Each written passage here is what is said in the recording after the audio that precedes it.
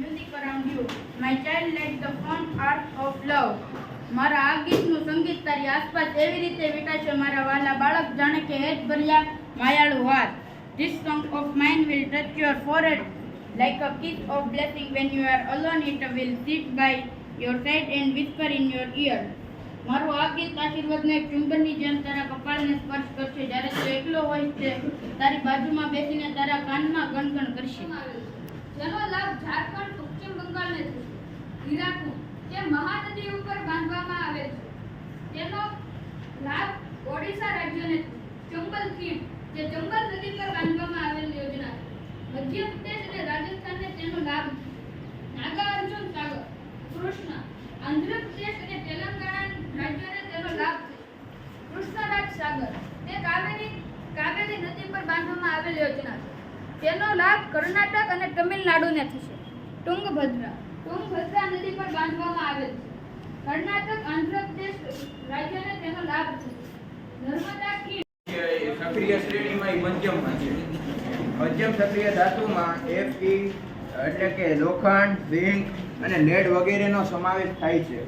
આ ધાતુઓ સલ્ફાઇડ અને કાર્બોનેટ સ્વરૂપે હોય છે.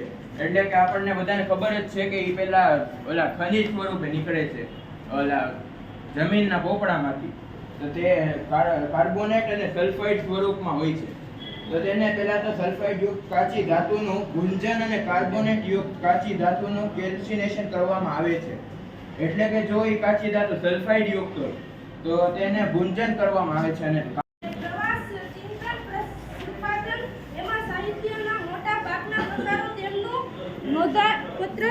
પ્રધાન છે. અમૃત, વિષ્ણુતૃષ અને ઉપલવાસના કથાયત્રી, જીવ, લાકડી, ગોકુળ, મથુરા, દ્વારકા મહત્વના વાર્તા સંગ્રહો છે.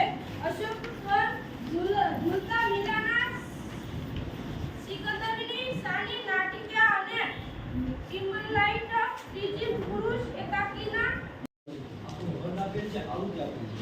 હવે આપણે જીવ જે બોક્સ આવે એમાં શું લખવાનું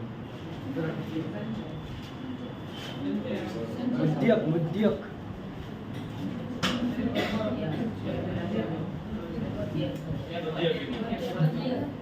મધ્ય કિંમતને આ સંકેતિક ભાષામાં શું કહેવાય?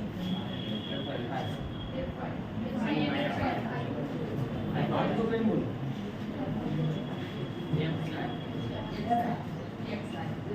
FI